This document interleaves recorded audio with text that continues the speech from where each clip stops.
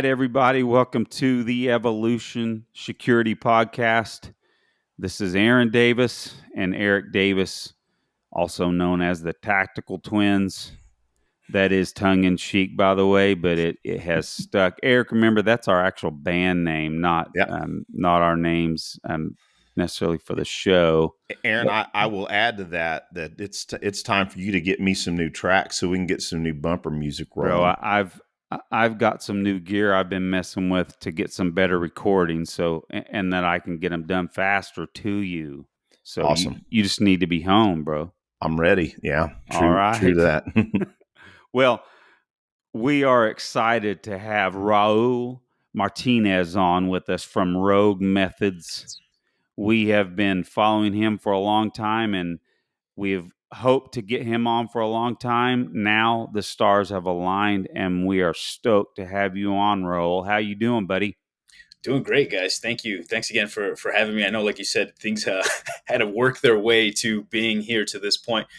Uh, Eric and I just talked about how it was like maybe 2 years where it came up, and it was kind of just lingering, sat there, and then life gets in the way. We all travel, we all move around a lot, and then finally here we are. So I'm just as excited as you guys are. I know when we made this a set date, I put it in my phone. I wrote it down on a note. I kept looking at it every 2-3 days, making sure I'd be ready for you guys. So let's be here. Man, we're humbled and honored that you're excited because we're certainly excited, buddy. Cool. Well, Raul, why don't you give our listeners a quick bit of your background? Yeah. So, in a nutshell, as a city kid, grew up in Chicago, which kind of explains why I'm so outdoorsy now. I didn't have the outdoor activities living in a very dense city. So now I get to enjoy that. But early on, Chicago, grew up on the South Side, very much a culture clash in the sense of it was, and maybe now it's a little more timid to talk about like the racial wars, but there was a huge racial divide where I grew up. It was Hispanics, blacks, and whites, and we all just kind of beat each other up and then high fived each other at school and then came right back to it.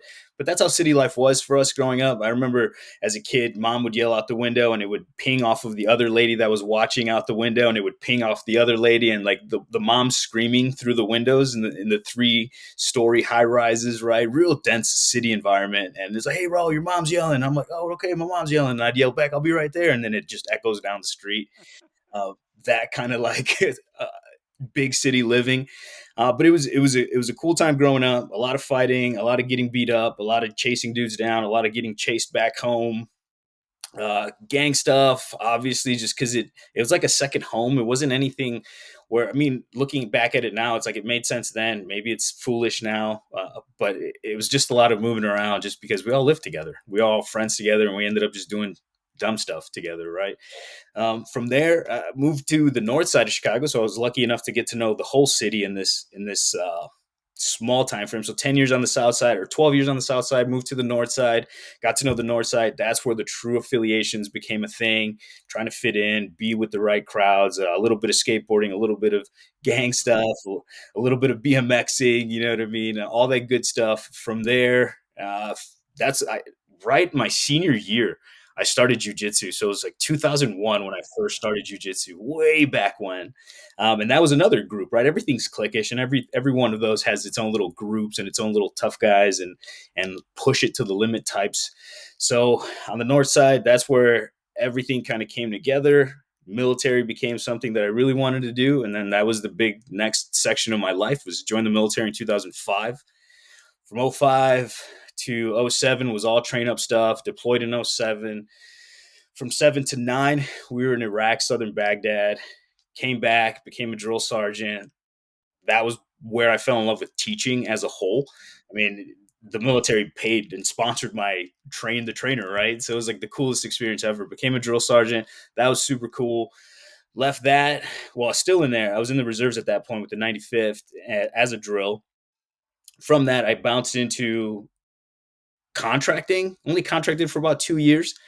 Worked in Australia, Barbados, Jamaica. And I'm just like getting through this. But in all of these sequences, I trained everywhere. I fought everywhere. We dealt with bad dudes everywhere. And that's kind of what's going to lead up to the Rogue Method side of things. But from contracting, came back to Chicago, settled in, became a cop. I didn't always want to be a cop. Not like most people that are like, I've always wanted to be a cop since I was a kid. That really wasn't me. I was kind of run from the police at one point, and now to become the police just made sense because I was home, and all of my now training was like, well, I could do the same thing. Another essential gang, right? The cops are a gang, especially in Chicago. It's very much cliquish depending on what units you're with. So it was patrol for a while. You got to go through the probation series and get off of that. And then went to the narcotics team, was on a tag team for a little bit, then narcotics, which was the coolest extent of the whole thing. That's a lot of more close contact dealings with people, fighting in gangways, fighting in cars, fighting in laundry rooms. I remember getting punched in the back of the head by my own guys trying to punch the guy that I was trying to hold into a corner. It's just hilarious stuff happening in small spaces. And that's kind of where all of this leads to. It makes sense to do that. But then I left Chicago, moved to Arizona, and been in Arizona since 2018. It was the greatest decision ever.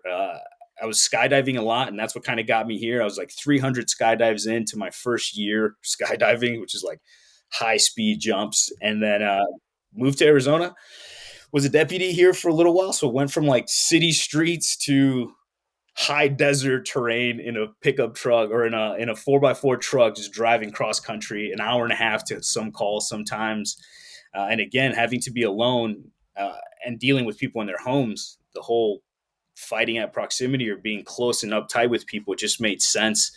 And it's like, why not? Why not let the people do this as well? So that's me in a nutshell. A lot of military, law enforcement, street fighting stuff, and just happy to be alive now. Because I look back and I'm like, man, there was a lot of times where I wouldn't be here today if it wasn't for some quick decision making.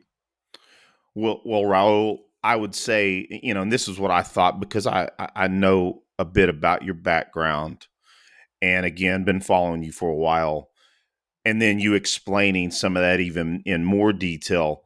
I mean, that's the perfect route to do what you do, and more importantly, I think not just from the teaching and the exposing people to your methods, pun intended, is that there's also, we know that mindset is so important, and we talk about this on the show every now and then, is how do you develop mindset? You do it by doing hard things. And if you're folks like us that, I was in some fights, and I've always been in martial arts, but luckily I didn't have to experience some of the things that you experienced, right?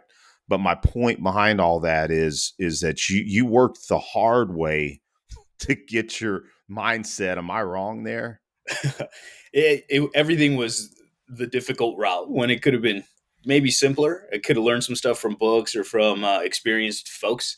I think my route was just to deal with it the hard way, and I still kind of do it to myself to this day. So a couple of little things off topic, and then I'm gonna ask a question regarding some of your narcotics work. Number one, when you were in Chicago, did you ever run into either Larry Lindemann or Paul Sharp? Yes, I trained with Paul Sharp, not Larry. I trained with Paul Sharp early in my career, and I actually have a note right here to give him a shout out because he was instrumental in some of my pistol shooting and growth Yeah. into my own performance and how I taught people as well. So Paul Sharp is a hell of a character. Him and Ryan Hoover are my two biggest Oh yeah. inspirations for what I do and how I teach. Even to this day, I see their material. I see what they're saying. I've had Ryan with me in March or February of this year. We did a collab class in California. I still stay in touch with these guys. I love what they post. I love what they do. And both of those guys, one combative wise mindset, physical fitness, shooting, those two guys have been key pillars in that. So Paul Sharp is a hell of a guy. Yeah, and massive influence on us as well. I've trained under Paul as well. Just incredible wealth of knowledge, and yeah, it is funny. And I was going to bring in Craig Douglas and part of this discussion regarding his path in UC work, but I'll never forget my first DCQC, and it was in Phoenix, by Oh, the nice. way. Well, I guess it was in. I'm drawing a blank. outside of Phoenix. I'll remember here in a second. I've been there like 3 times.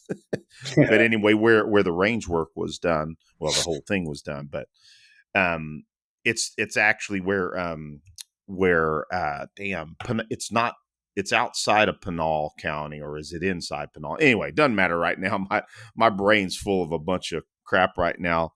But so the second question I was gonna, because it was Cecil Birch who hosted that one, and we were sitting down to dinner, and I'll never forget. I had a decent day. Sometimes we have really bad days in those classes, but I had a decent day. And Craig looked at me, said, "Eric, yeah, you need to meet Paul Sharp. He would destroy you, by the way." Paul's a savage for sure. Yeah, and I didn't know Craig real well then, but I don't. And of course he was kind of playing, but he was being serious. It's like at that point. But yeah, so then that's the other question. So you're in Phoenix. Have you run into Cecil? No, I've heard a lot of great things. I met him in person the last time that Craig was here in Surprise, Arizona, not too far from here. He was doing, I think, like one of his blade classes, and I went in just to say hi because if he's in town, I'm going to go say hi, right? And so I went to say hi to Craig, and that's where I met Cecil for the first time. In person, at least. I know I've commented on some of his stuff. I've seen his things around. I know friends who have trained with him, and he's definitely on my to-do list considering he lives maybe 45 minutes away from here. Yeah, Raul, you're an experienced instructor yourself. Awesome in everything you do as well. What's so interesting is when you get to train with other people that have different methods and different experiences. Aaron can attest. We've trained under Cecil as well. Just his methods, to even just teaching every level of jujitsu and wrestling for the street. Yeah, phenomenal. Awesome. So I didn't mean to get off on the No, that diatribe on all. solidifies my uh, already desire to train with those guys. So yeah, no, happy to hear Cool. that. So regarding Craig's experiences in UC work, and I know that you've probably heard him talk about how, he had some failures, Hmm. some very bad failures that, again, proved to him that the methodologies that he was training in didn't have the efficacy that he needed. So it, put him on a different path. And I'm just curious, um, did your narcotics work? Because you talked about, getting into fights in cars, close quarters, all that. Did you have a similar epiphany going through that in that portion of your job? Definitely. So I was lucky enough to play a little bit of all the roles, but the role that really solidified training for me was when I was the enforcement guy. So usually, how it'll be is like you have your buy guys, and then you'll have your surveillance crew, and then you have the enforcement car. And the enforcement car is like once the deals are done and you're going to close in and put people in cuffs, that's what we were doing, and that's where a lot of the stuff was happening, right? Dudes pitching things and you having to chase them, and maybe you're not wearing all the gear that you normally would be wearing in a full duty officer setup, so some of your stuff maybe falls out. So some of the drills we run were from scenarios where things fall out and you're looking at another dude in the eye and he's the bad guy, or in the scenario or in this situation, right, where he's the bad guy and you're the good guy, and maybe a gun falls between you two, and you're looking at each other like, what's going to happen next, right? Do I fight the dude or do I pitch myself down for the gun? And nobody does anything. You're like, well, that's cool. You're able to pick your stuff up and handle an arrest, or it could have completely went the other way where he dives for it, gets to it first, and now you're having to tussle over this thing, and it's your own equipment, right? So sometimes it's not even their stuff that's the problem; it's your stuff that's the problem. So a lot of what I fed into my program was I was going to to say. retain your stuff, how to be the strongest, best, most technical individual that carries stuff. So you can't get through my defenses is the way we run our program. It's more, how do I stop you from even getting close to me so we don't have to navigate the problems of us being on top of each other. And that came from a lot of that stuff. Like, guys will reach for your gun, not from a distance, but when you're up close and tight with them, when you're already touching them to put cuffs on. So if you can imagine putting a guy up against the car, his hands are on the hood, and you go to grab one hand and he just reaches back with the other hand and tries to grab your gear. Maybe he grabs the gun, maybe grabs a mag, maybe grabs a taser, maybe takes your radio or something, but they would always reach for stuff. And it was like, all right, we need to prevent some of this stuff here. So better positioning, better angles, all the stuff that led to some of the main portions of the curriculum was definitely that, having to close the gap on somebody. And I get it that not everyone does, but sometimes you do. And so understanding what's happening there is very important. And we play from an outside in game and then from the inside out game in our training scenarios, where we get you really good at hand length, right? So just touching range, and then so which would be your post, so post range, and then you get to your frame range, and then you get to your like breath range where you're just head to head with somebody else. So we do the same things that a lot of the programs offer. And what I thought was going to be important, and what I knew, actually, I didn't think it. I thought it before, and then I solidified the idea when I took other people's courses, including Craig's, was, what are these guys doing so that when we come into the market, we offer a benefit and we don't compete with other people in that way. So to me, seeing everybody's program was like, all right, cool, this is what they're doing. Well, then this is what we are going to do so that we don't stack the same stuff. And so if you take my class and you take ECQC, it fills in whatever blanks were missing from what I thought was missing from that class, which is a completely well-rounded class, I thought. But some of the stuff that we do, a little bit more striking integration, a little bit more hip fighting and fighting at a distance, not merging so quickly. I was like, well, cool. If they're already doing this, we're going to do this. And now it complements. And that was my whole goal with Rogue Methods when I jumped in. How can I complement everybody's material so that I have zero I had zero interest in competing or bad blood, and I think that's why we kind of just coast and nobody messes with us. Nobody talks shit that I know of, and we're just known as a training group that exists now in the space because I looked at everybody's stuff and I was like, all right, let's complement, not compete for no reason. And so a lot of that came from even then when other instructors at the police academy, I was lucky enough to teach in Chicago as well. When other guys were teaching material, I was like, all right, well, I'm going to say some stuff too, but I'm going to say the stuff that maybe they missed or stuff that I thought was important, but I'm not going to just say what they said again, right? Or try to make it seem like I know more than those guys. Let me just talk about this little side note that maybe they didn't touch on. And sometimes we have a lot of information in our heads, right? And we hit the key points, but we miss all these little small details. And that's where I try to fit in with myself, my programs, and when I have conversations with other people. It's like, if one of us missed something, hey, we fill in the blanks for each other, and life is just better that way. Well, that's awesome. And I think that's important to point out that, you know, there is areas for everybody in this space to be doing work. And I mean, you know, you've probably seen the Combative Summit. I attended that last year. Amazing. A lot of different instructors arriving at pretty much some of the same exact methods, right? With slightly different takes, and maybe in some cases some disagreements. I'm not saying there was there. I'm just saying that, you know, folks in the combatives, and let's just say it, combatives with weapons. And I know John Valentine will say that's just combatives, and but I sometimes I use that just to add some clarity because some people don't know. So, but yeah, you know, when it's plugging into weapons, there's a lot of room in this space, to be honest. And to me, what I see is I see opportunity, you know, and man, at some point, we're going to get into one of your classes for certain, or possibly host you. That'd be awesome as well.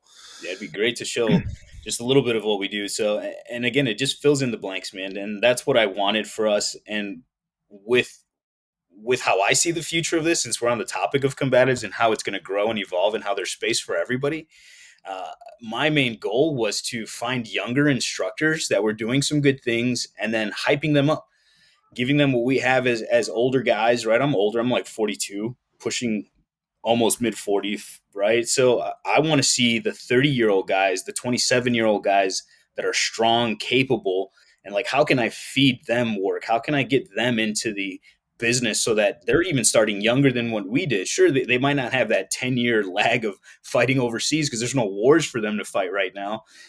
The law enforcement side is changing. A lot of law enforcement is taking a step back from being proactive. So they're not even getting hands on with people. So there's not a lot of places to gain rock solid individual experience. But if they get experience from guys like us that have been there for a while, then I think growing the next generation of instructors was just a no brainer for me. And I started to find these younger guys. I have 3 or 4 young guys that I think are going to be phenomenal instructors in the future. And that's what the goal for me and Rogue Methods, the secondary goal outside of the best training that we can offer. And this is another one I was going to mention. People give me a lot of stink eye for saying we have the best program. And I say it not because it devalues anybody else's program. And I don't think anybody else's program is not the best. But if you have a program and you don't think your program is the best, why would anybody want to train with you? Yeah. So you should see your program as the best program that you can offer, but it doesn't take away from anybody else's program because they're offering you the best program that they could offer. It's like the whole idea that just because somebody's a millionaire doesn't mean that it's your fault, right? That you're not a millionaire. It's one of those like same weird little ways of thinking. So for me, it was like, how can we put out the best program? I think we put out the best program. And now how do we pass that on to the younger dudes so that they can be the best when it's their time to be there? And now we just have a bunch of friends, right? Why have enemies when you can have friends? Yeah, that's awesome, man. Very, very Excellent. cool. And again, you talk about thinking positive. That's something I see you do a lot on your post. And we understand the value of positive thinking and how important it is to mindset and all of that. So that's the way I see that as well. I mean, you're propping up your thought process on your program, and man, that adds a lot for your clients, I'm sure. Well, Well, cool. So go ahead, Aaron. I was going to say on the topic of Chicago. So this might delve us into a little bit of a side category and maybe a little political, but we can't have a former narcotics agent or officer from Chicago to without picking your brain on the current situation of law enforcement there, crime, you know, who's running the show in the police departments, etc. What kind of thoughts can you offer on that? So I have many, and so do a lot of my friends who are still there. And it's pretty simple. In the older, not even in the old days, because I was when I was a kid, there was a few mayors, right? There was Mayor Daley, and then the Mhm. Daley family were they ran the city, and it was very much like Teamster based, like showcasing, right?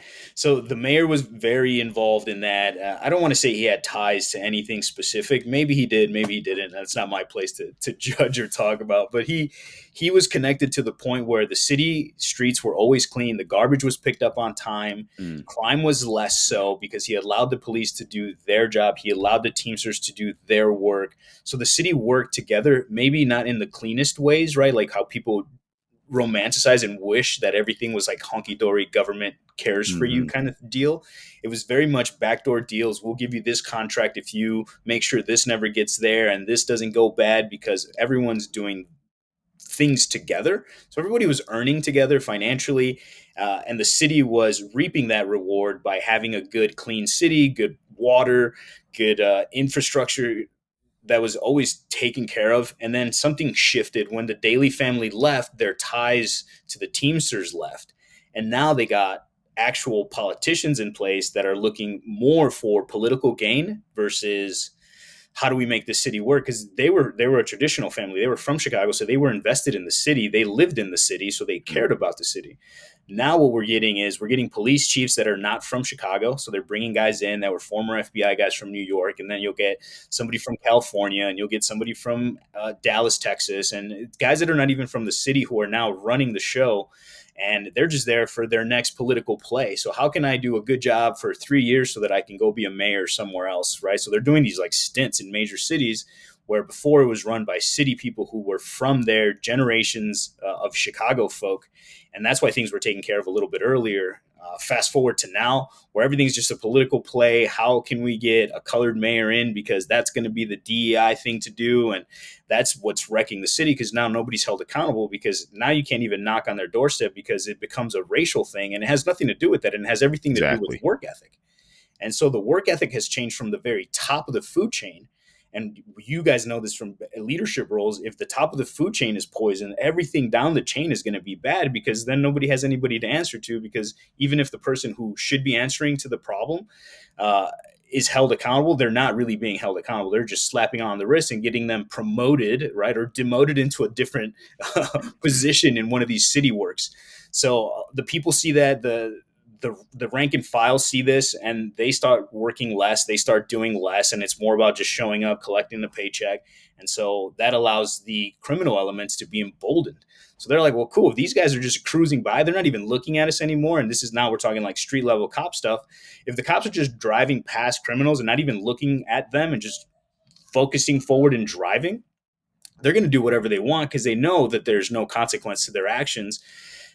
They know that they're getting released early. They know that charges aren't sticking the way they used to. And then even if they do, the judge is throwing everything out. And so that slowly frustrates the working force. And now they're like, well, why am I writing a report that takes me 3 hours? If the dude is getting out in an hour, he's out before I'm done with my report. What's the point of writing this report? Other than I'm going to collect some money or some overtime if it does go overtime. But that kind of stuff, it frustrated me. I'm not even there anymore. And it's frustrating to hear this from my people that are still there. And they're like, dude, it's not even worth it.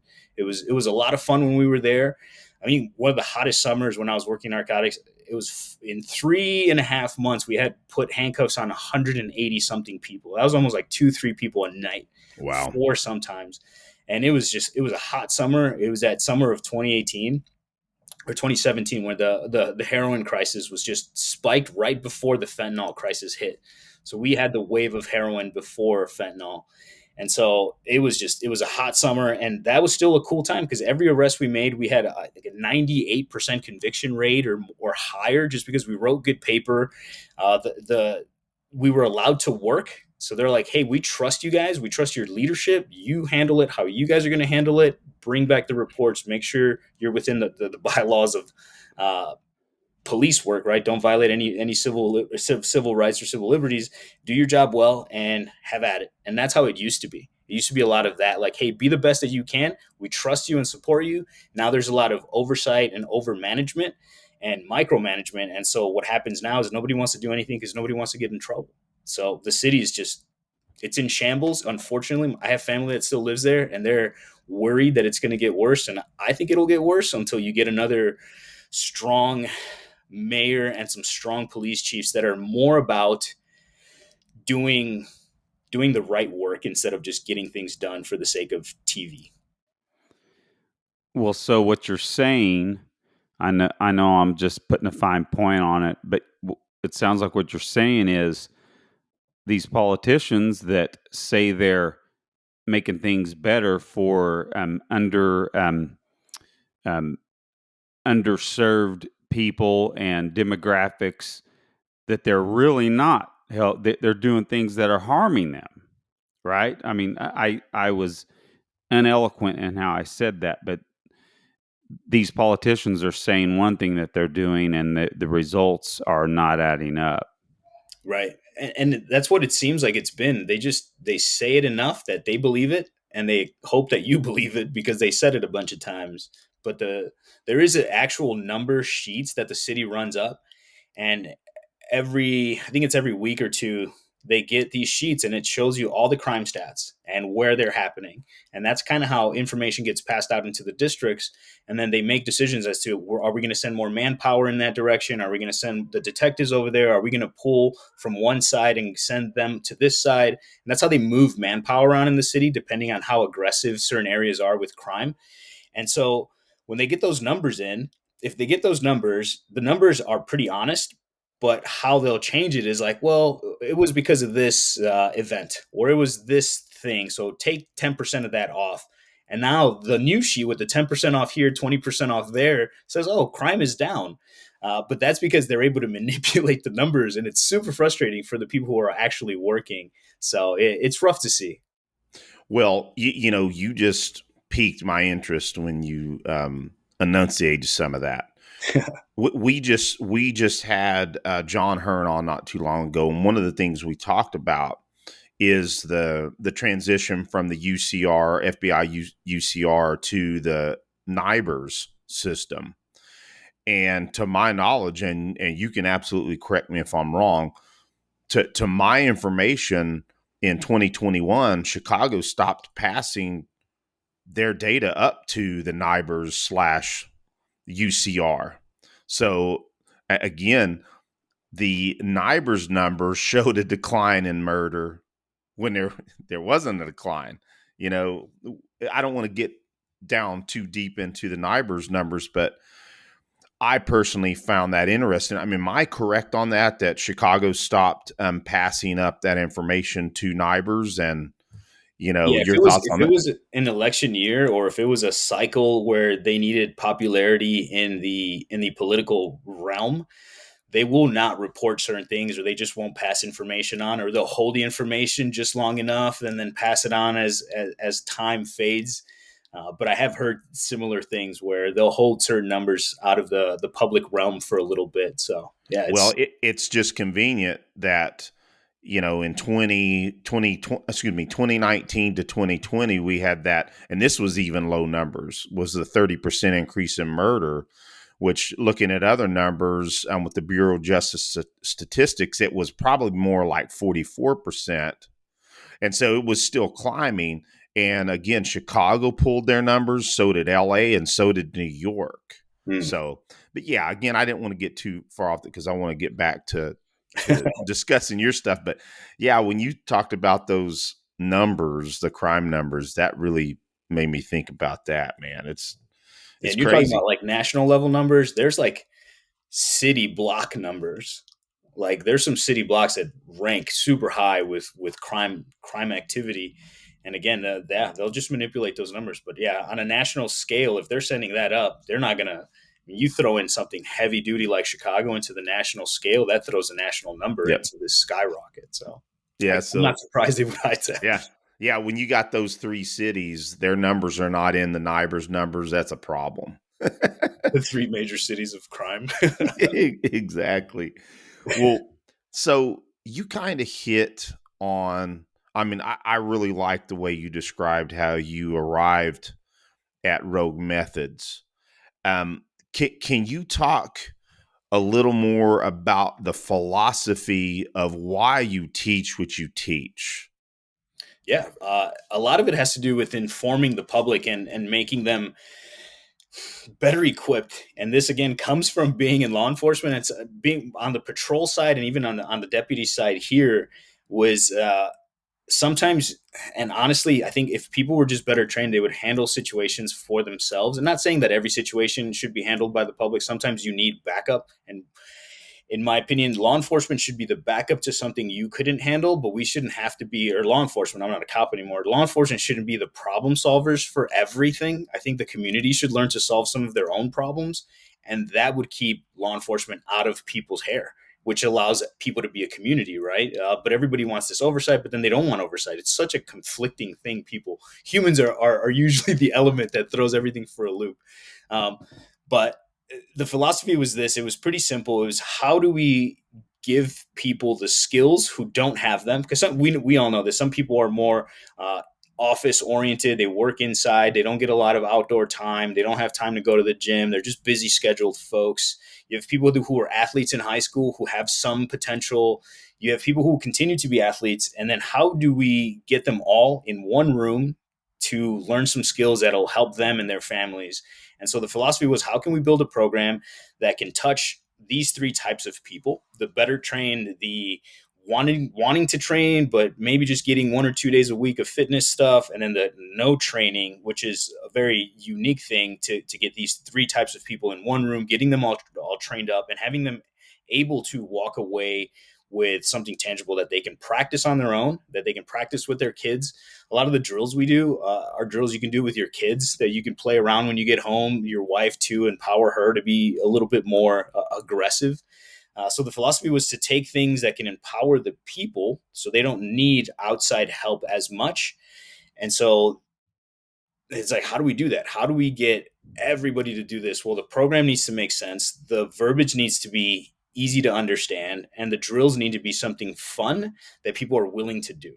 So it was a lot of that. And you guys know this from adult learning, is like, we can't teach adults the same way that we teach kids, and kids kind of learn differently than this. But the one thing we all have in common is playing games and having fun. If we can make everything a game and then add a little bit of intensity, take away a little bit of risk and let them explore this realm where, yeah, it's dangerous, but it's fun. And so a lot of that is how we tune in. So we start off with jokes, we start off moving around, and right away, everyone's defenses kind of go down and their interest is piqued and they're willing to just have fun and headbutt each other and grab each other by the shirts and just pushing and pulling. And some of our warm ups are just that, like, hey, you're going to walk down this line and your partner's going to push you from behind and you're going to have to regain your balance. Your partner's going to push you on the chest. You're going to regain your balance. He's going to push you from the side. And so now they're already like, some of these people, and you guys know this again, I repeat this. We all see this often, is some people haven't pushed another human in 10 years. Some people haven't grabbed somebody by the neck in 10 years, or just grabbed their belt and shook them. And it's like, it's bad and it's good at the same time, right? I guess we're getting to a place where people don't have to do that, but now it's spiking where you have to be able to do all of that, and they didn't have time to catch up. So the idea was that get everybody trained as quickly as possible so they don't need law enforcement, and then twofold, alleviating how much law enforcement has to do to help you and empowering you to help yourself. So if we could do that, that's kind of what we've been doing. Our reviews are great. I did a few things differently with Rogue Methods. I don't know if you guys notice on the website, there are no instructor bios. There's no names, and that's unheard of for a website to not, a company, right, that's teaching formidable things like weapons retention and recovery and all these things, to not have a bio breakdown of who the instructors are. And I did that to mess with the market. I was like, I'm going to make a company work without having to sell any one person or any one experience or any one background. And so it's done well. I mean, for 3 years, we've been grinding almost 250 days a year on the road. And Man, again, the that's a idea of lot. not having a bio was one of those things where I was playing with the market just to see what would happen, and it worked out well. Well, Raul, I will tell you that I'm not trying to blow smoke up your ear or sound, hey, yeah, but I will tell you, when I did notice that on your site. But again, I knew about you and whatnot, but I assumed that had something to do with it.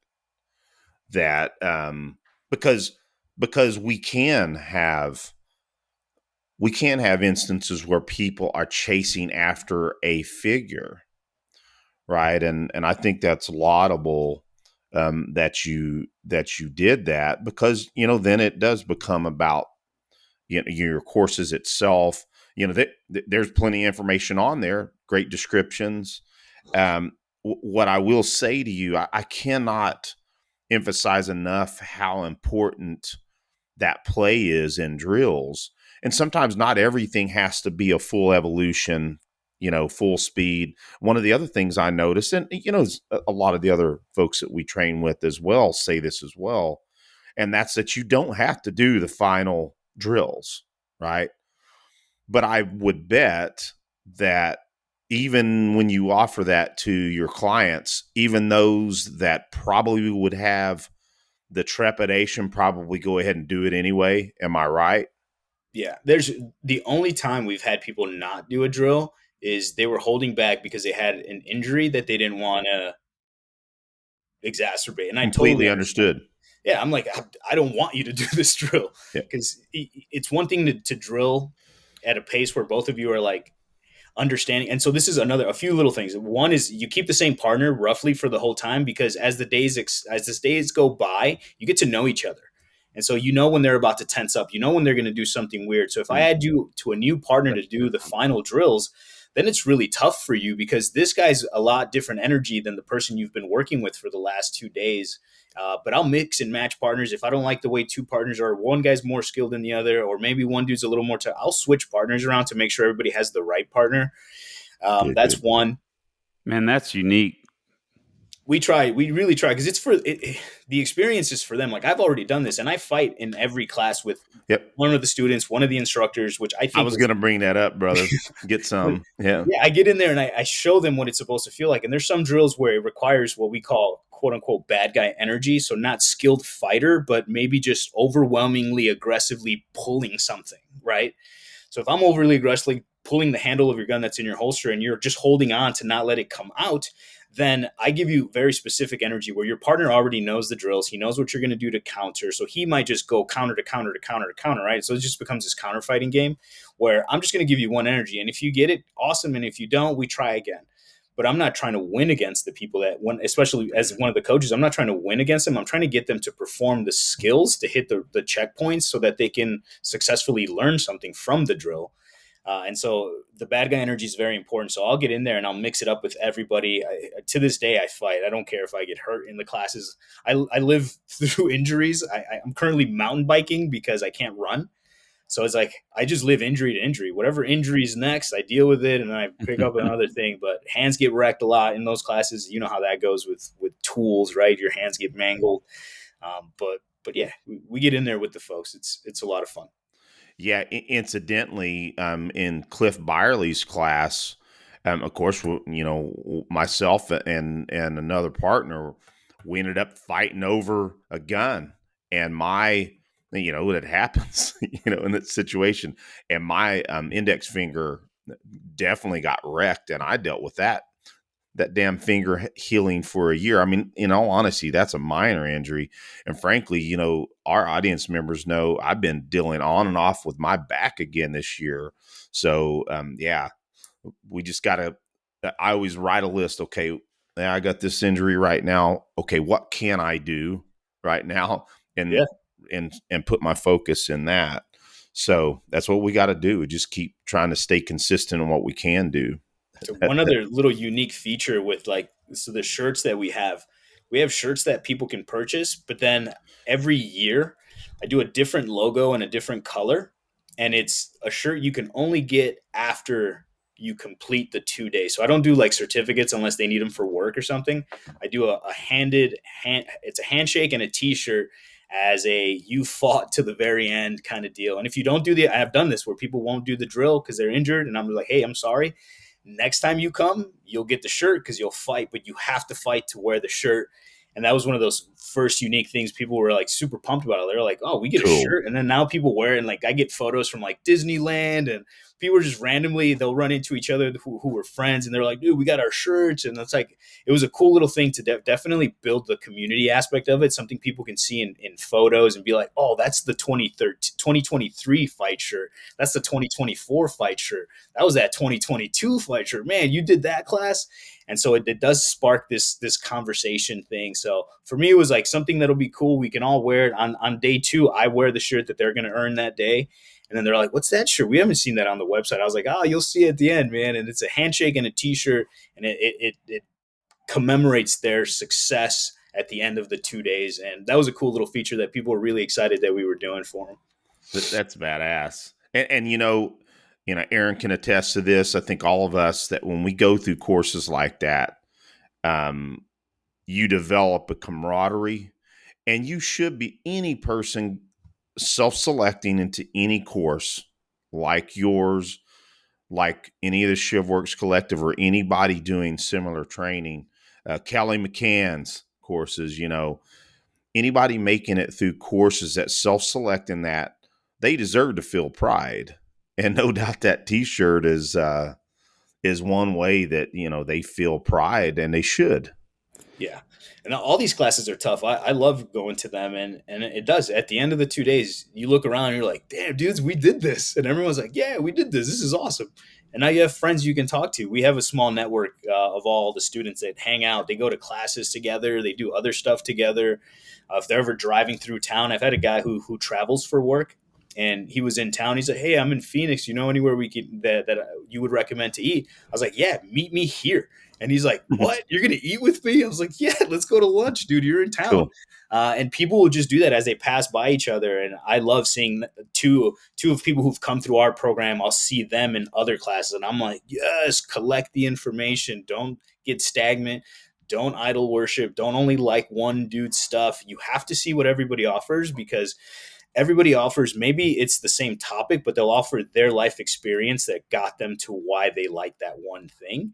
And maybe that works for some people. Some people develop stuff based off of injuries or inabilities, right? So let's say a guy who has no right arm, he's going to develop stuff really good with the other side. And I'm like, well, I'm really good with my right arm. He's going to teach me how to be good with my left arm. I probably should see this guy, right? And so that's what piques my interest with everybody. I look and see, I was like, okay, he came from that background. Oh, I'd love to see his take on this or that person's take. So when people ask me, who should I train with? I'm always like, hey, train with whoever calls to you, right? Don't look at I mean, obviously everybody looks at resumes. So look at resumes however you want to see them, but listen to them talk, listen to their podcast, and then see if you jive with that. Because there's people that you won't jive with just by watching an interview. I know there's people that I won't train with just by watching it. I'm like, oh, he says all the right things, but he says them incorrectly, and there's just something wrong with the way he spun information. And it's like, all right, well, maybe in a few years, because people change and they grow and they develop, which I think is super cool in this space as well. Who I was 5 years ago, even, is not who I am today.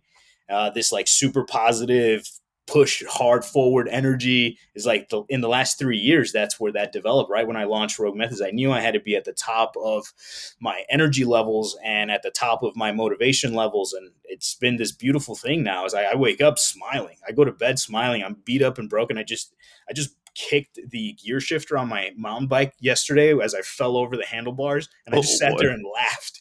And then I was like, all right, cool. We'll do this again tomorrow. And it's just like this wave of positivity that just carries forward on everything. And tons of messages come through. They're like, dude, your positivity's got me being positive, and now my kids are enjoying me more. And I think that's how we push it forward, Cool. man. Just be you, and people will gravitate to that, I think. And so that's what I tell people: find the people that call to you, go train with them. You could always make more money. Time is one of those things where you don't want to lose too much of. So pick the people correctly. If they're in town, obviously take it. That's a no-brainer. You don't have to travel somewhere. You don't have to spend extra money. So if somebody comes through your network or your area, take the opportunity to train with them. But make sure that they call to you. That's my advice for people that are seeking training. Awesome. Awesome. So your close quarters, or excuse me, your close contact gunfighter is your flagship now. Is that am I correct there? Yeah, that's our mainstay program. We just launched the level 2 version of it, which is more like a fight camp. I'll have 3 coaches on the second day teaching 3 different skills, but the first day is all going to be level 2 material, fighting from morning to end. Uh, Lunch is provided, fireplaces in the afternoon, cookouts, like this giant gathering, kind of like what it sounds like the Combative Summit is, but only in house. So I'll bring in instructors from different genres. So like for this one, I have Jonah Norman doing knife for us. I have Dan Murray doing striking in the clinch, all things striking. I called it because he's an MMA fighter, Yep. Bellator, UFC Oh guy. yeah, I know He's on our exactly team, who he beats us is. all up. It's great. You know what I mean? He's one of the toughest dudes I've known. He's one of the main reasons why we all stay in the shape that we stay in, and we're always shirtless and running around, tan bodied up. Because for who he is, man, he's such a good motivator. And he's always like, we got to be freaking jacked and shirtless. And I'm mocking him right now by being like, "Whoa," 'cause that's how he walks around. So it's super cool. But yeah, and then Mark Olson will be doing pistol rifle combo. So we break it up. We give people striking, we give people knife stuff, we give people everything that we think is important, and we'll have vehicles out there. It's just a 20-hour hangout fest on a private ranch. So that's our 2-day model that we're going to be running. But our level 1 close contact gunfighter is our mainstay. How to protect your gear. So it starts off with medical. We do tourniquet applications. Nice. Just a quick recap on what, because everybody understands the tourniquet stuff. So what I thought was like, well, if we need medical, and nobody's really touching on it. And sometimes it's being touched on for too long of a period of time, right? So it's like an 8-hour block for tourniquet. I remember going through that in the middle. There was like 8 hours of tourniquets. Jeez, this is horrible. So we've narrowed it down to the most important parts. I think the medical portion lasts 45 minutes max, and 35 of those minutes are drills and scenarios. And one of the big ones that we do is vehicle scenarios with tourniquets, because you're going to run into accidents. And this again comes from law enforcement. Car wrecks are way more prevalent than shootouts for a lot of people. Mm-hmm.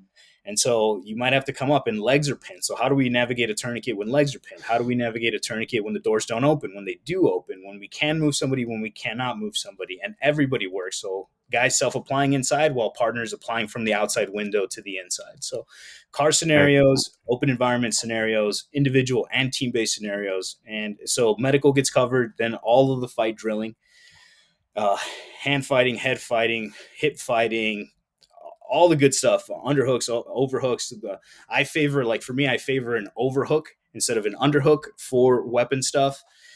For fighting, I do favor the underhook. Again, all reasons we go over in the class, but just so you guys kind of can see a twist in there. From there, we do weapons retention outside of the holster, so gun in hand already. We do weapons retention in the holster, how to get people from getting to your midline, and then we do weapons retention in the environment, so recovering it or having to take it away from somebody else. Then we do a safety brief like everyone else as far as the shooting portion goes. We do a lot of shooting. I don't draw and shoot. This was another big one that some of the other companies were doing, is that they introduced the gun into the fight. For me, I don't, because they're already doing it. And so to me, it made sense to, how do we get the gun away from the fight? So instead of drawing at the clinch range or at contact range, how do we retract the gun, protect the gun, make the space, put the gun away, deal with the fight back to hands? So just offering a different layer. So same idea, same infighting in that tight space, but just a different take on it. After the shooting portion, we do the scenario work. And the scenario work, again, because they've been with their partners, it becomes almost safer. I'm like, hey, if you do spastic energy, your partner's not going to have a chance to say, hey, my finger's in the trigger guard, you're about to break it. Where if you guys are moving, and you'll hear me in videos be like, hey, strong energy, not spastic energy, strong energy, Nice. strong energy. And those are the cues for them to remember, to be powerful, but don't be jerky and snappy. And now your partner doesn't have a moment to tell you, hey, my wrist, and their wrist is blown out. So we've been really lucky with injuries. We've been lucky with a lot of things, but all that starts from day one, pushing the same partner around, touching the same partner, and then building that camaraderie where by the end of the day, you don't want to hurt the person you're with. You almost want to invite them over for a barbecue. You know what I mean? So that's kind of the goal there. And so we have a lot of a good time. It's a strong 2 days. And that's our main program. We also have pistol, carbine, more on the performance side. So we have a lot of a young instructor, Mark Olson, who does that. Hunter, Dylan, Dan Richardson, all these guys help out a lot. Joel Marks. But yeah, a little bit of everything: pistol, rifle, and then the fight program, which is our mainstay. Yeah. Awesome. Well, I would like to just mention something about the fact that you're teaming up partners and keeping them, for the most part, together. I'll tell you what, that speaks to me.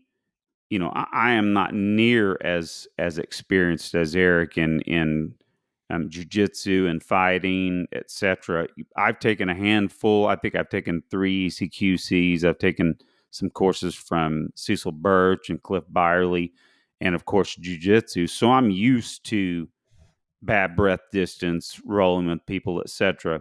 But when it comes to these classes like what you're teaching and Craig, I do like having a partner that I'm comfortable with.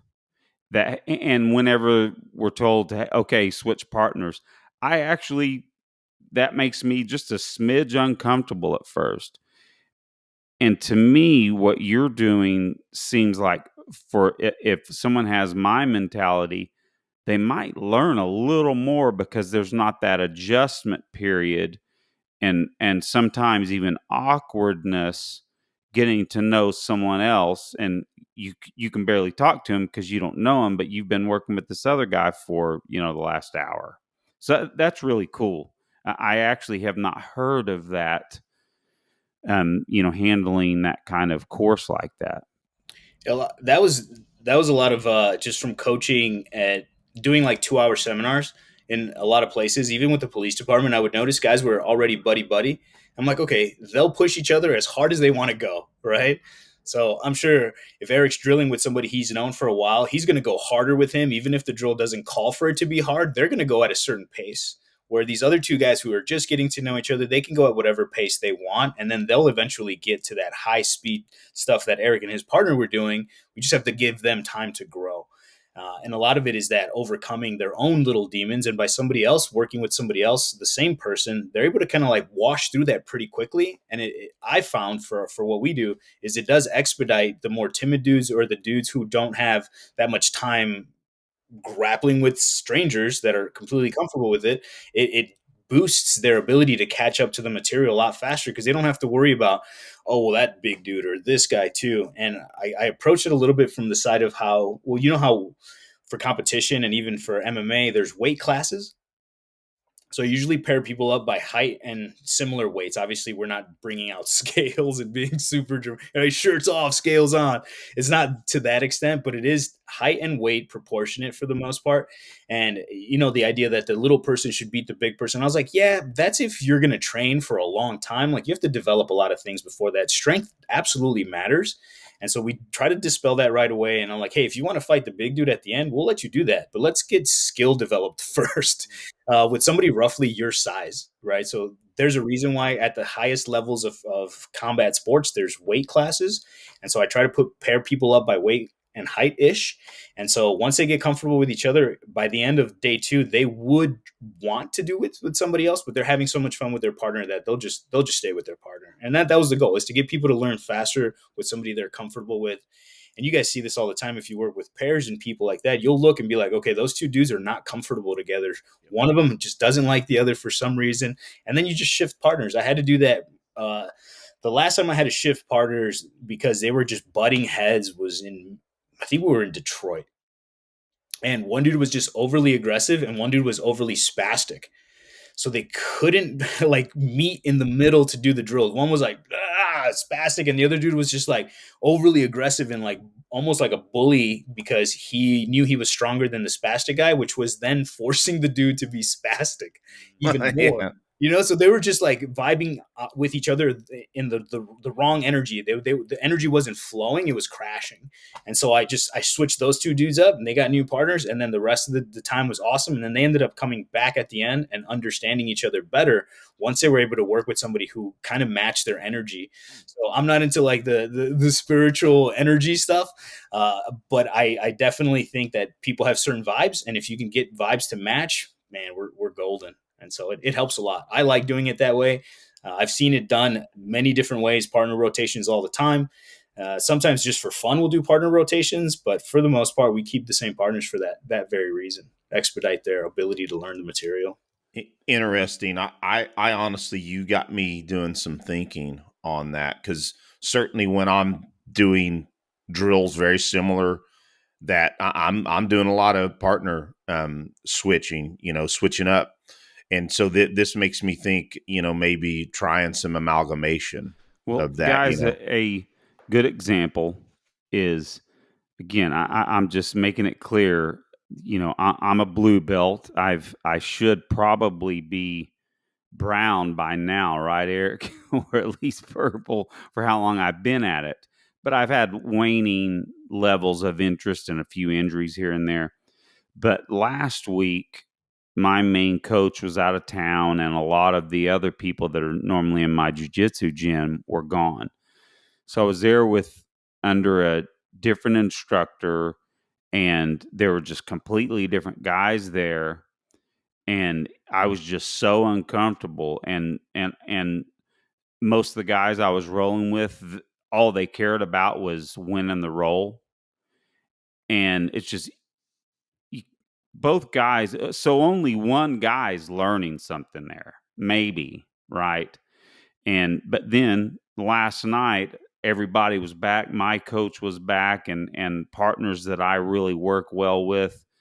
And all of a sudden, I just had twice the class by having some people that I was comfortable with, people that were good partners. That's another thing. Let's just say that all of you out there listening, make sure you're a good partner in jiu-jitsu and in training these combatives things, because you're going to learn more and your partner's going to learn more. It's not all about you, right?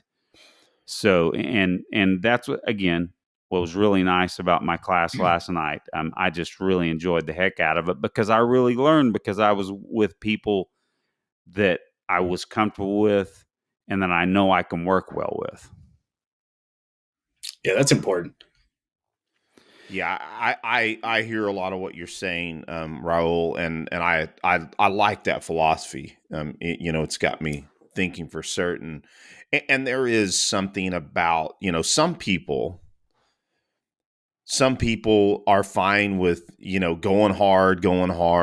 One of the things, and Aaron and I are both 50, and at some point, I mean, I know, Aaron, yeah, I should be a brown belt by now, if not a black belt by now, but I'm like the same thing, uh, it's one of those things that I'm definitely careful about. I honestly prefer rolling with purple and above. It's nothing against, because I got some really good friends, I mean, I was a damn blue belt for 11 years because I was focusing on other things. So my point is that, you know, when I find the people that I can grow with and not get hurt, it's become a lot more important now at my age, or at our age.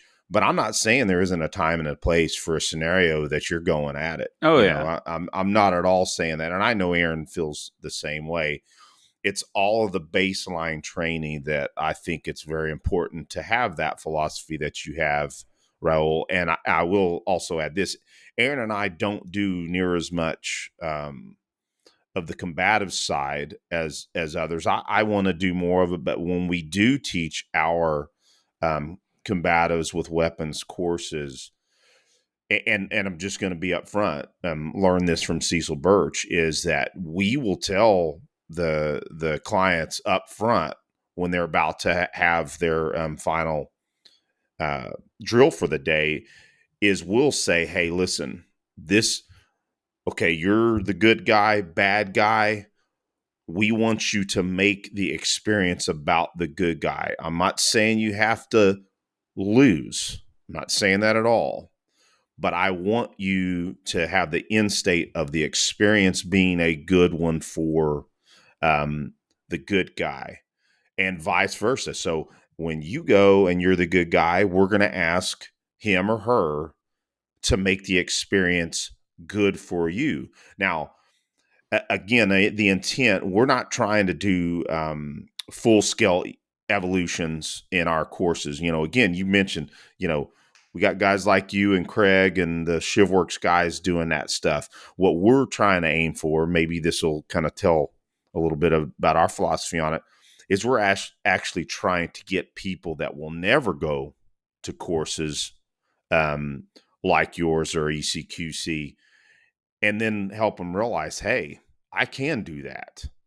And so again, I'm just letting our philosophy on it and how we do our drills. And it's not the same thing, but it's almost along the lines as what you're doing with the way you're keeping partners together. I really like that. Yeah, I like what you're saying, and it's, if you can build that camaraderie right off the bat, to then ask one of them to do a certain energy for the other one, they'd be 100% for it, because they want to see their person succeed. And one of the things I tell everybody, and it's closer to the end of day 2, is, so my goals for everyone in the class is that nobody gets shot.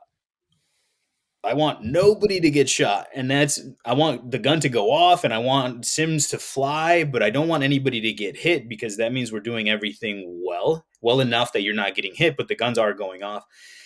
We do play in this realm where we self-induce malfunctions, which is another really unique thing in the space. I don't think I've not seen anyone else talk about it or do it.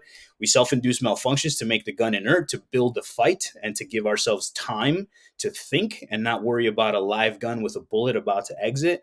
If I self-induce a malfunction and I lose the gun, they have to physically do something to get the gun back into operations, which Mm. then gives me time to respond to what's going on in the environment. But one of the main goals is, one, nobody gets shot. That's my goal as a coach for the class. Nobody gets shot, but the gun goes off in different directions if it's going to go off and they're fighting. But I also tell both of them, you guys are both simultaneously playing two roles. You're the good guy and the bad guy. Both of you are the good guy and the bad guy. It just depends who has the gun at that moment. So sometimes, the iterations start with one person has the gun, and then the next iteration, the other person has the gun, but both of you are good guys and bad guys simultaneously. Just work with each other to get through the motions and try not to get shot by the gun. And if you're both trying not to get shot, you're going to find the right angles. You're going to learn to be behind the elbows. You're going to learn to find places to be that are safer than not. And you're also looking out for the other person, because you should be laughing at the end of it, like, ha, you didn't get me. Ha, you missed. I forced you to miss. Like, it should be this fun thing that I get it. We are working in a life and death scenario. But if it's fun and it's training, people will more likely to explore, more likely to trust themselves to do certain actions. And then they will trust the material, and the material then becomes theirs. And that's always the goal for training with us, is if I can get the material to stick and make you feel like it's yours, you're more likely to use it. And so when we're coaching people, I tell people, I'm like, hey, make this kind of shape to you so that you trust it. Don't take just my word for it because I think it works, or because we're telling you it works. Play with it so it becomes yours. Tweak it so that it becomes your little thing. And I tell people pretty early on, like, I'm going to feed you guys information as if you were coaches. And so when you give people that kind of like little bit of power, where you're like, hey, you're a coach for your partner's a coach for you. So when I say things and your partner's doing it wrong, fix him until I can come back and fix him, or one of the other guys comes back and fix him. So now they're already in the mentality of like, I'm a coach, you're a coach, we're working together. It's more empowering, and it's just it skyrockets learning. And that's, I think, why people have so much fun with it. I totally make it about them being coaches, them using the material to teach their friends and family, and then spreading that across their people, just in case, right? So again, if we can make people feel like the material is coming out of them by just practicing it for a couple of days, they're more likely to use it. They're more likely to trust it. And then that trust is what really binds us all together. Man, great stuff. Digging it, Raul. Real quick, Yeah. kind of shifting gears a little bit, because we normally do about an hour and a half. So I think this is probably a good segue. We were talking about, we all deal with injuries. It changes what you can do, what your training is at any given time, because we rotate in what we're focusing on because of things like that, or depending on what's going on in your life. Could be family related, could be work related, whatever. So I'm just Tennis curious. elbow. Yeah. Yeah. As far as your personal training right now, what is your current focus, and or goals even in your own personal development? Yeah. So a lot of it, like you mentioned it, like spot on. Everything either revolves around work schedules, family schedules, and injuries, and you kind of like weave in your stuff in there. So for me, a lot of body weight exercises, kettlebells, and sandbags are my go-to for like strength, body endurance, and just overall ability to manhandle humans. And I found that sandbags were the best for that. Man. Kettlebells, because of the grip strength and the way they move in your hands, right? It has a lot of, it looks a lot like you're holding a gun or a rifle or wrists or collar ties. So that's why I really enjoy the kettlebells for that development. So for me, kettlebells and sandbags are something I have at home that I can get into 20, 30 minutes. I have a heavy bag. That's one of my big ones. Jiu-jitsu, boxing, MMA are my combative elements. I do those three as often as possible. Sometimes it's every day. Sometimes it's 2 times a week. I've been kind of out of the striking and jumping around because I have an ankle injury, which pulled me out of trail running. So when an injury comes up, I just find the next activity that doesn't require that part of my body. So I went out and bought a mountain bike, and now I'm like cruising 20, 30 miles a day on a mountain bike. But now I'm Awesome. falling off the mountain bike because I'm going faster than I should be on some stuff, and I'm learning more about mountain biking. So like I told you earlier, I kicked my gear shifter and I broke it. Had to get a new replacement put on there. I took a giant cholla cactus to my ankle the other day. I had to pull about Oh 15 man. needles out of that bad boy. Ow. Oh, those are I fell over the brutal. handlebars early on, and I really did some trauma to my upper thigh. It swelled out and got black and blue. Like basically my whole quad was pretty bad. And all of it because my ankle injury didn't let me trail run.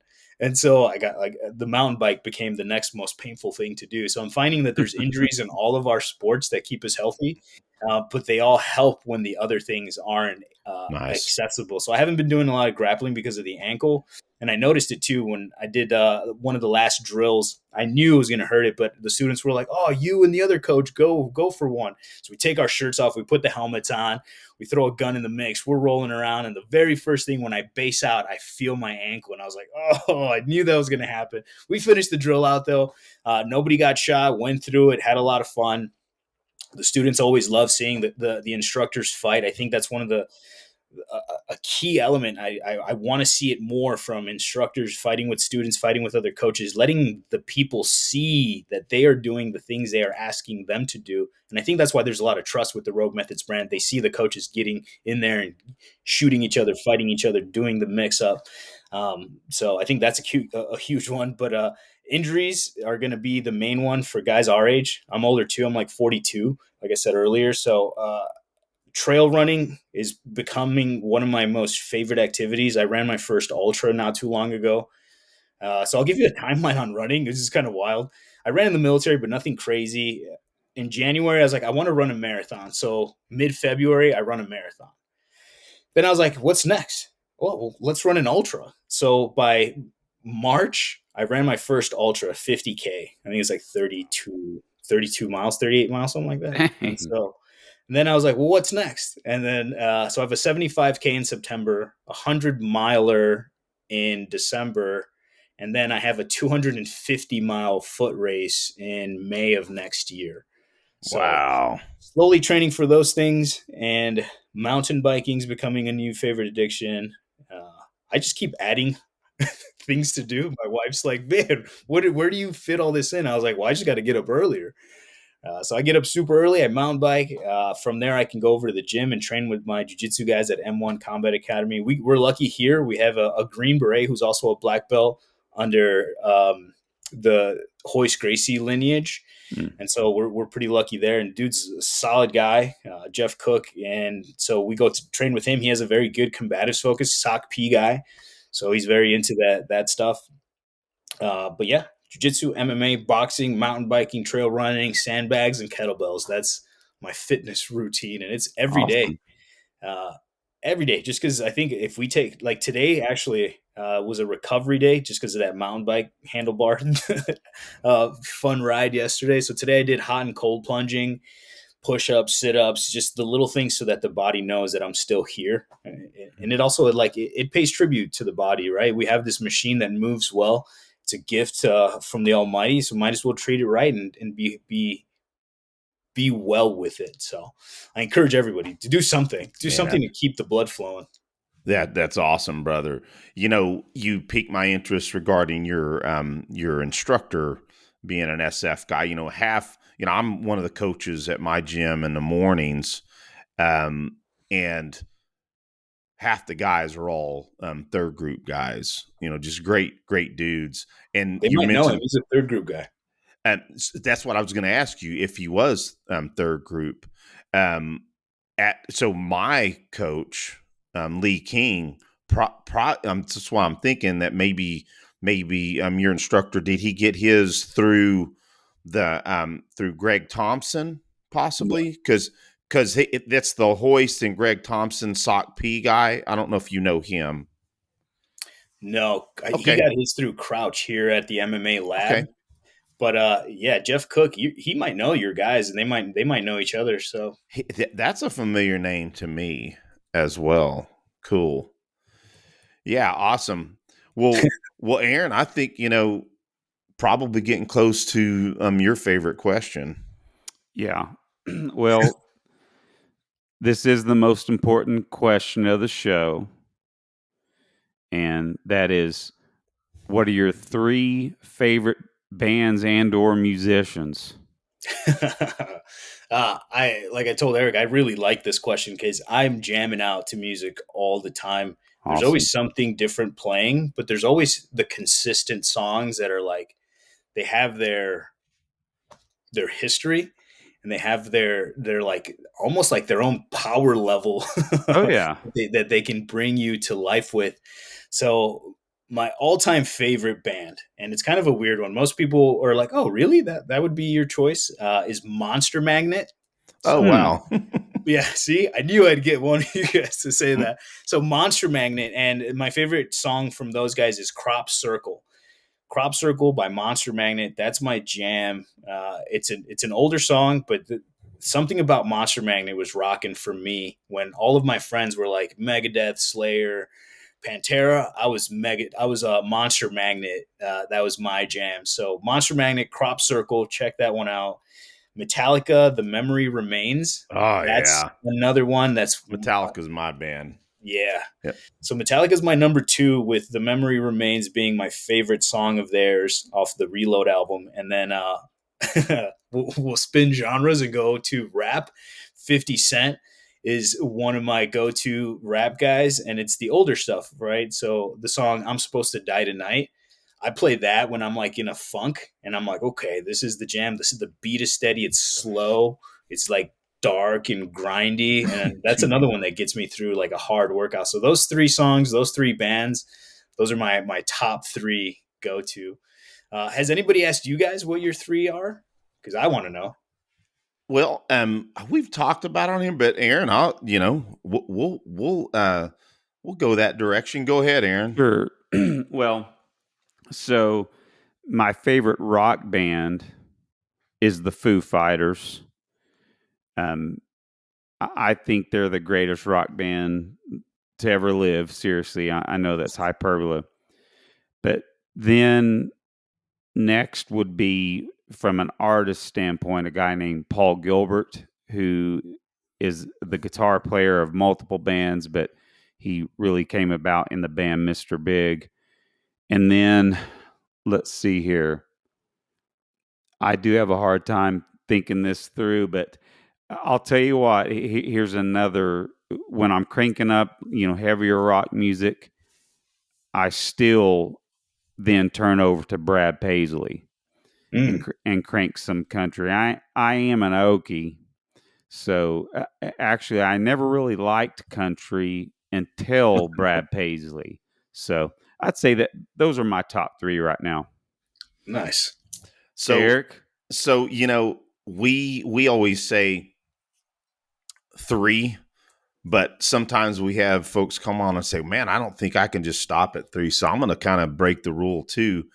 So I'm just going to say like my all-time favorite bands, and then I'm going to say also what I will also listen to a lot right now. So Metallica is my all-time favorite band. It's one of the biggest reasons why Aaron and I are musicians is mm-hmm. Metallica. I went through a stage of absolutely crazy over Pantera. I probably saw Pantera in concert like 5 times, I think. Um, it just an amazing kind of time in my life where I was learning who I was. Pantera was a big part of that, and Primus, because the drummer in me, Tim Alexander, who we mentioned off recording, is my biggest drumming influence. So I have to say those three bands. Now, what do I listen to a lot when if I don't want to listen to anything hardcore? I wouldn't even call those hardcore, to be honest. I love Coldplay. My wife loves Coldplay. We've shared some really good memories. One of them being one of their concerts a while back. So, sometimes I'll hit random on that. And I also like Chris Stapleton a lot now, too. So I got many more, but I'll just stick with those for right now. Right on. That Brad Paisley "Gone Fishing" song was probably my favorite song by Brad Paisley. Oh, that's a great That's song. excellent. He's got all kinds of whimsical lyrics, and Yeah. again, I don't really listen much to other country, although it doesn't bug me. Like, I mean, I literally, it used to bug me, but Brad has enough of a pop sensibility, and he is a monster guitar player. I'm talking about ridiculous. And the fact that he can play guitar so well, and he's a great, I would rather have someone be a great songwriter than a great singer or even a great guitar player. I care more about songs than even guitar, even though I'm really into guitar. Hence why, I mean, Dave Grohl's not that great of a singer, but man, I think he writes the coolest rock songs. So I listen to a lot of different stuff too. I mean, lately I've been listening to a band called Big Wreck. That's really a kick-ass band, and I've needed a break from rock music lately. And man, I've been hitting my old Tori Amos and Sarah McLachlan records quite a bit. I went through a phase where I didn't listen to anything unless it was a female singer that and there was piano in the music. Hmm. So went through some odd stages, I I guess. think I remember that stage, and I was cranking up Pantera. I think during around the same time. Just to counter it. Man, I just I'll quote and one of our other musicians that we had on, a guy named Jason Beeler, who that's another guy that I listen to a lot. Just incredible songwriter, guitar player, and singer. He said there are two kinds of music: good music and the other kind. So, Yeah. so I live by that philosophy too, and I'd never heard it put that way, and I stole that for sure. Do you guys remember Dragon Force? Yes, Vaguely, I vaguely. do. You said that, and my brain went through a little bit of calculations, and then I remembered, wasn't it? Weren't they like a real like shred guitar band, but with like Japanese guys or something like that? Yeah, it was like a Japanese That's American team that's up, right. and That's a they were just shredding like ballads on guitars, like wild guitar play, man. I was like, these guys are impressive if you want to just tune into some good guitaring. And then Buckethead, you guys remember Buckethead? oh yeah, Oh, yeah. geez, dude. The person you like to look at and say, dude, that's a serial killer that plays guitar. He doesn't talk. Dude, Yeah, just he you got the KFC bucket, KFC bucket on his head. I think he's about 6'5", super and long curly blonde hair. and then dude with that Yeah, freaky mask on, and dude just yeah, he's an alien for sure on guitar. Yeah, good example there too. Yeah, his guitars too. Interesting thing about his guitars are even extra long scale. Mhm. So I didn't know that. yeah, I can't remember what his scale. I think it's 27-inch scale. I think, which is a couple inches longer than your standard, like one of these guitars I've got back here, either 25 and a half to 25. So yeah, pretty serious. So put some tension on those strings for sure. Yeah. Yeah, man, bringing up cool stuff. Yeah, we Yeah, love music, and it's so awesome. I did want to say this. I didn't want to skip over this. You did something, going along with the uniqueness of how you're putting your material out, how you approach it during your classes. I think you may be the first guest to answer their favorite band and their favorite song simultaneously with that band. That was cool, dude. yeah. Rock and roll, Yeah, literally. I was like, Yes. the band question intrigued me, and I was like, I like that. I was like, well, why? I was gonna venture to guess you guys were gonna hit me with favorite songs too, so I had to be prepared, and so I was ready for it. But those are, I don't know if you wrote them down or you go back and listen to what songs they are. Oh, If you give them a listen, there's a reason why, and all of them they're good lyrics.